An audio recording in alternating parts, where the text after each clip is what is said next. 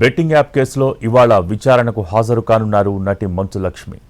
ఉదయం 11 గంటలకు వ్యక్తిగతంగా హాజరు ఈడీ నోటీసులు పంపింది.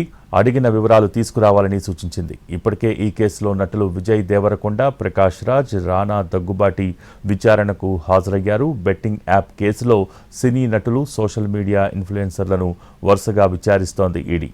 అక్రమ మార్గంలో అనధికారికంగా వచ్చిన డబ్బు ఎంత తీసుకున్నారు, ప్రమోషన్తో ఎంత లాభం చేకూరింది అన్న దానిపై ప్రశ్నిస్తోంది. ఈడీ అధికారులు మనీ లాండరింగ్ జరిగిందన్న కోణంలో దర్యాప్తుని కొనసాగిస్తున్నారు.